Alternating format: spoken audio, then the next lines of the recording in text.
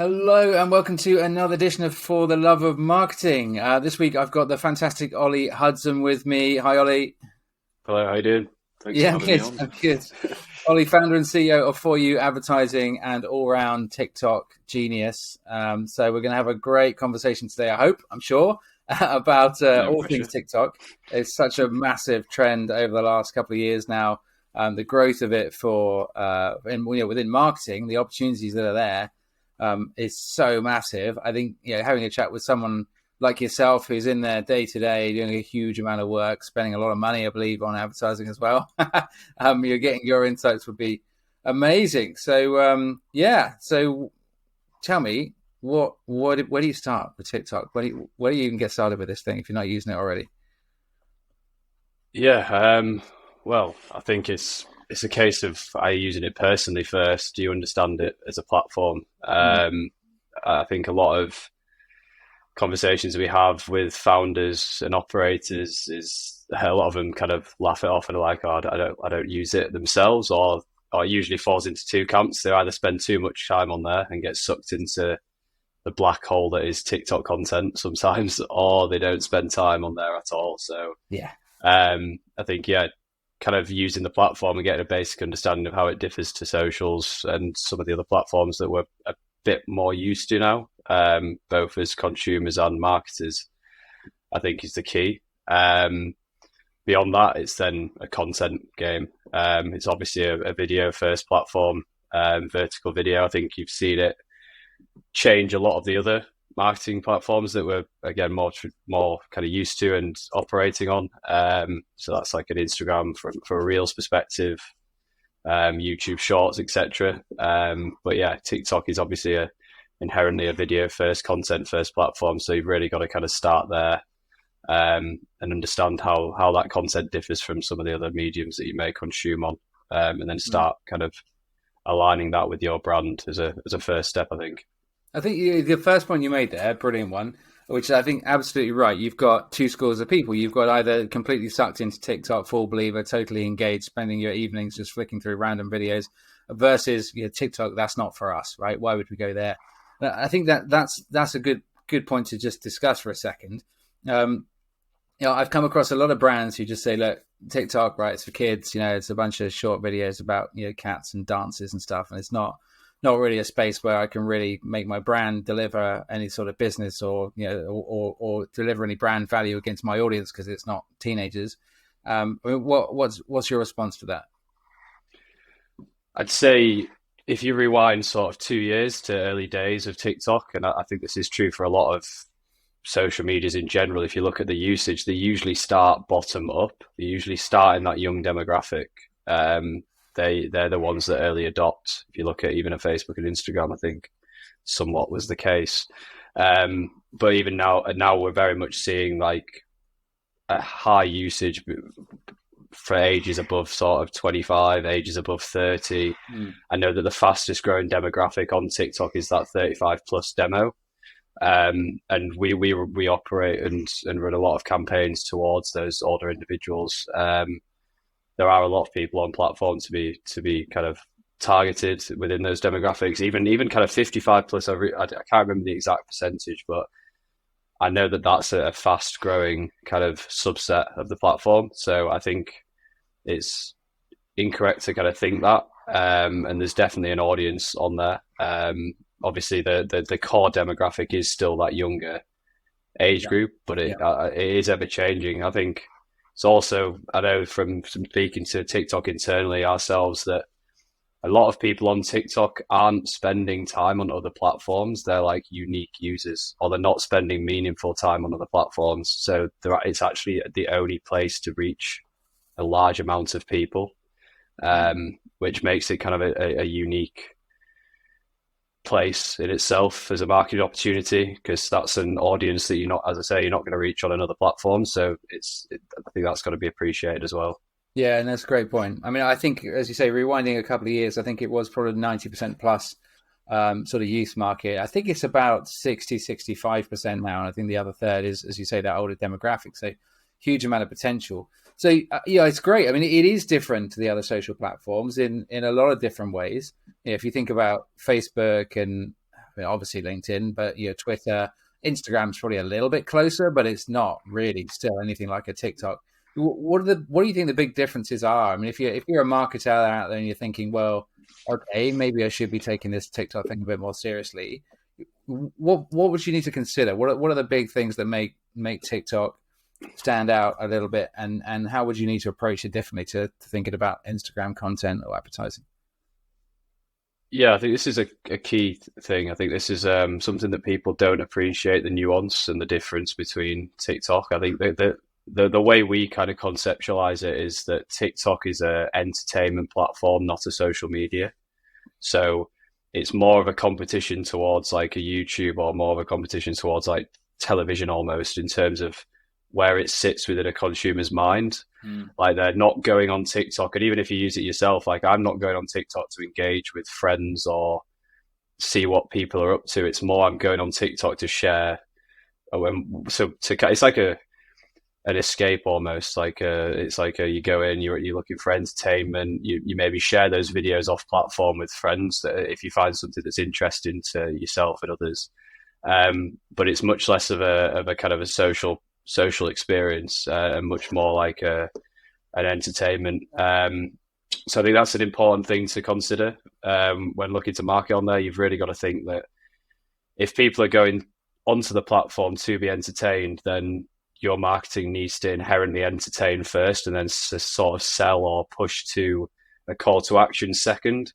Whereas I feel like on Instagram, Facebook, these other channels that again you've been more kind of used to pushing spend and pushing budget behind, you can kind of more direct sell because people are more used to that experience, and a lot of people don't appreciate that nuance, and therefore kind of fall down before, or try and execute before having that understanding, and then almost disregard it as, all right, we've tried this, it's not for us, rather than like understanding it first, trying it properly, and tailoring content for the platform, and hopefully having more success. Yeah, it's a brilliant point, actually, Ollie, shifting that mindset. I mean, I always stick it in there amongst the other social media platforms, but as a major outlier in terms of the way it works. But you're right, it's not really a social media platform. I think that's a great way of positioning it. It probably sits closer to a YouTube or a Netflix than it does to a Facebook or a Twitter by some distance. So yeah, I think that's a really interesting point. So on that, I mean, thinking about that, if you are then a marketer thinking, okay, great, it's an entertainment platform, I need to be on it, my audience is there, I need to approach this differently. How do you get cut through in TikTok? I mean, it's as you say, Facebook, or I should say probably Meta, you can still go down a traditional sort of lead generation advertising route, but TikTok, you got to go down an entertainment route. So you're thinking from a marketing perspective, how do you get that cut through? Yeah, I think that's true. You definitely need to approach it differently. I think the TikTok's internal motto is like, don't make ads, make TikToks, which is like very much leaning towards that, again, that entertainment aspect. I think you have to be careful not to push it too far. Like we work with creators who run with that concept, and then you fundamentally don't have like advertising. You still need your concepts to be framed to generate interest, generate desire, and then push people to take an action. You still need that framework approach, but you need to kind of marry it up with the platform and that need to entertain, and find like a middle ground between the two, and also do that with kind of your brand position as well. Like you need to maintain brand voice and brand position, but you also need to kind of adapt that to the platform. It's finding the middle ground through both those things. So we approach ours through like what we call the ADA framework, which a lot of people are probably very aware of, kind of a very traditional kind of marketing concept that's used through most forms of video content, like attention, interest, desire, and then action. So sort of framing your videos within that framework, but really making them have a narrative that runs throughout, that's either trend based or story based, or just positioned from real people. UGC creators is a real core aspect of what we do. I think one real area of leverage that we see is what we call like the hook. So the first 3 seconds of a video, people's attention spans is are getting shorter and shorter every year. So, well, every month almost. So I think like the first 3 seconds of your video are high leverage. How do you get people to stop in the first place? Stop scrolling past. Obviously, they're very predisposed to just scrolling. Then kind of stoke up interest, either position a pain point or show some wow factor of your product or service, and then really kind of transition to benefits, then have a clear call to action of where they want to go, and then just doing that with like kind of a constant theme of keeping things interesting and entertaining throughout the video concepts is crucial to success. Yeah. So here's what I apologize, by the way, for my squeaky chair. I just realised it's squeaking all the way through. I'm going to have to oil that before the next episode. Now everyone's going to hear the squeaky chair for the rest of the episode. Don't concentrate on that. This is good stuff. Interesting. One challenge I get a lot when I'm talking to people about all the different channels really is, my business isn't suited for that.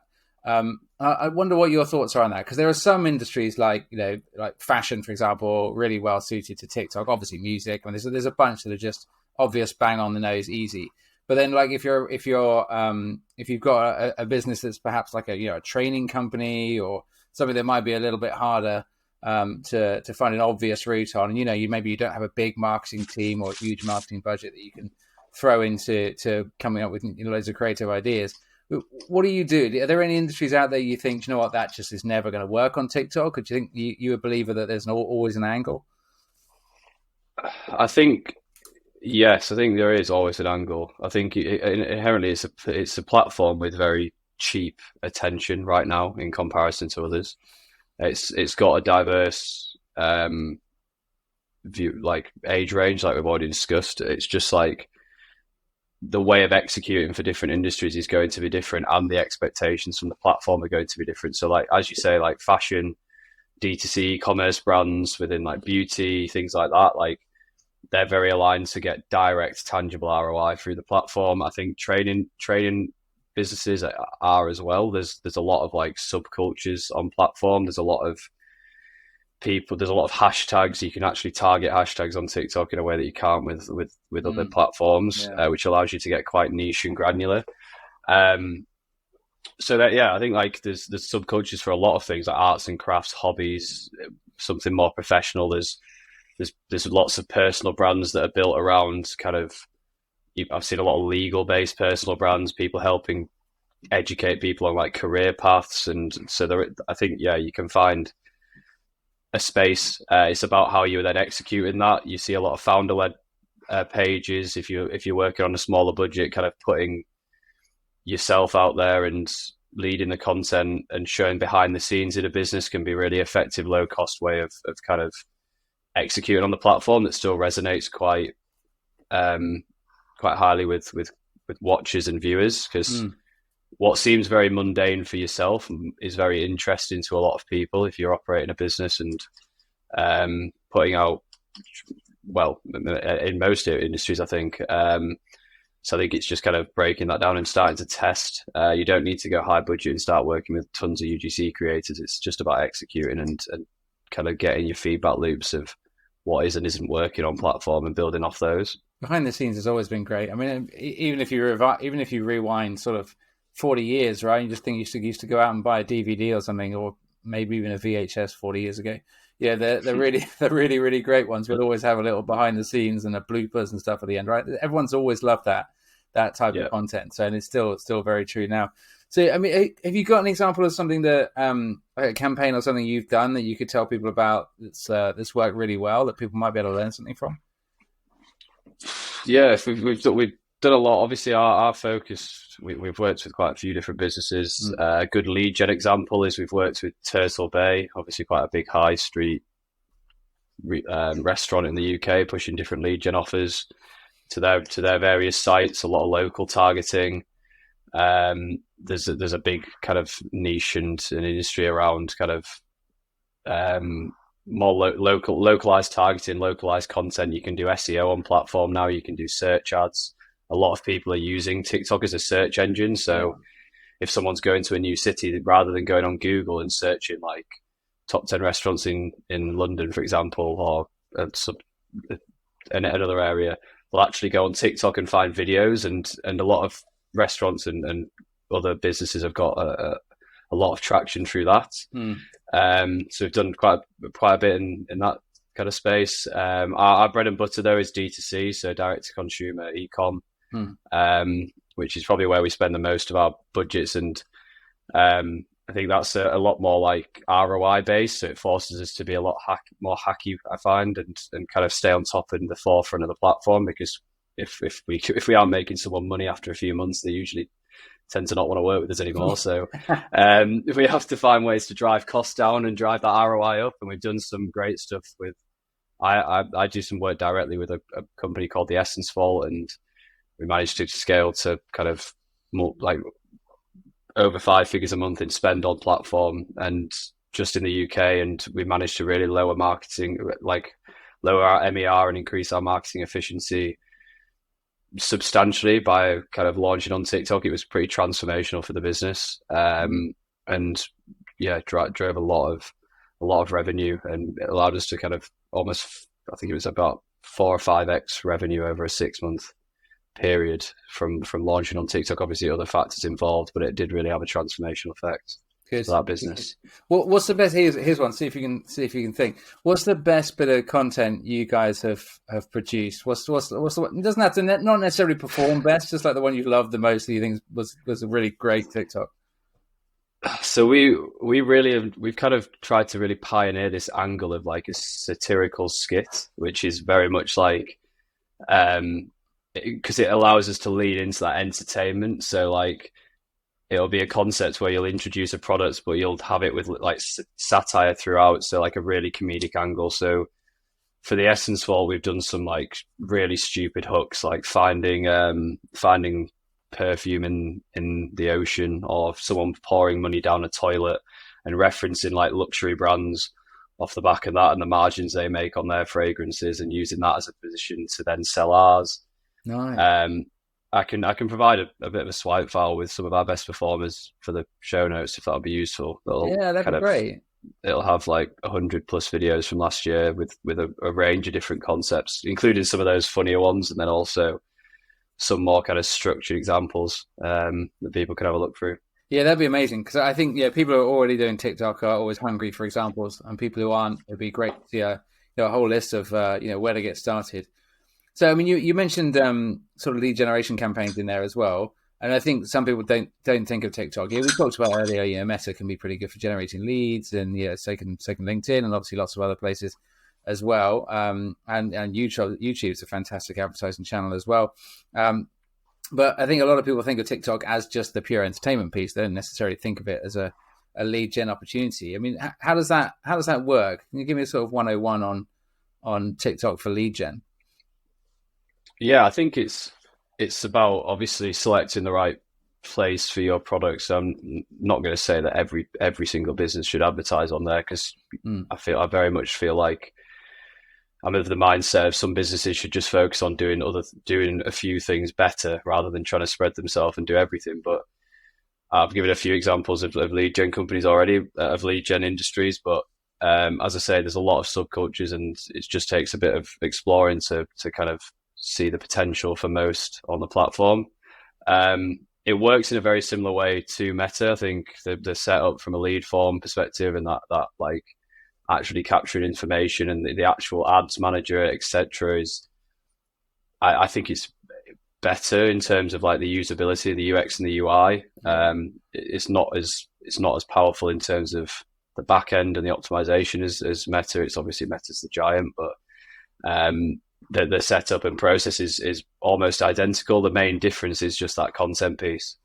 And a lot of people try and execute by just taking their meta content and whacking it on TikTok and throwing some spend behind it and expect to get the same results or somewhere close to the same results. And that's the key, is like take the time to understand where your industry's position or vertical's position is on TikTok, how it differs to the other platforms, how you can make content that then aligns with that for TikTok and will resonate with the audience on there. And you will see good results. And you will be able to spend and generate the leads at the cost that you're looking for. Yeah, amazing. I think that's a really fair synopsis as well. I think saying that the interface is better and but not as powerful yet, I think is a perfect summary of where they are, and it's Yeah, only going to get more powerful over time, right? So yeah, I think anyone who's not advertising on there already, if you can find an angle, which you probably can if you give it a go, and certainly if you look at the content that Ollie's going to provide, that we will ping somewhere. I'm just going to point at various places in the video, so as when we edit it, it will be at one of them. So so when we put that link in there, that's definitely, I'm sure, going to give a lot of inspiration to people to create content as well. But yeah, look, I think I mean, we've done a fair bit of work on TikTok as well in my agency over this year and last year, and I think it's delivered some fantastic results, and I think that if you can create some really, as you say, compelling content that's made for TikTok, I think that's the critical thing. Not go out there and just make something yeah. sort of general social media post and think you can just shove it on TikTok. Oh, that's not. It's never going That's to the key. work, right? Yeah, So I think that's really compelling. But it's I think it's fair to say it's pretty easy to get started, right?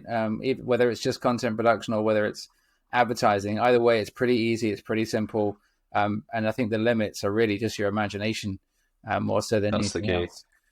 I think it does take inherently more creativity than sort of. I see Facebook as being like you can still throw up a white single image and with a bit of text on, and in some industries that'll just work if your offer's compelling enough. Yeah, The barrier to entry from that creativity aspect, and it does force you to be creative, and whether that's you be creative or you find someone else to do that piece for you. But I think that's a slight barrier. But yeah, as you say, like it isn't hard to jump on and just start testing some things. There is a niche for everything on the platform. It's never going to be more. It's always just, it's going to get more and more competitive. There's no better time to start than now, than just kind of throw some budget behind it. But you've got to approach it from that TikTok first mindset. You've got to study it, understand it properly before you just kind of start throwing things out on there. there's no better place to start than now is the perfect way to end the conversation, Ollie. Thank you. That's awesome. There's a huge amount of value in there. And like I say, Ollie, if you share that list with us, I'd be delighted to get that out to everyone. I'm sure they'll find it hugely valuable, those hooks and things that have worked for you over whatever period that was, whatever the last few months, the last year or whatever that was. That'd be amazing. And so Ollie Hudson, founder and CEO of For You Advertising. So yeah, if you do need some TikTok help, go to Ollie. I'm sure he'll offer you some phenomenal advice and deliver some amazing results for you. But I hope there's something useful in there for everyone. And in the meantime, don't forget to like and subscribe, and we will see you on the next episode of For the Love of Marketing. Cheers, Ollie. Thank you. Yeah, thank you for having me on. Cheers. Pleasure.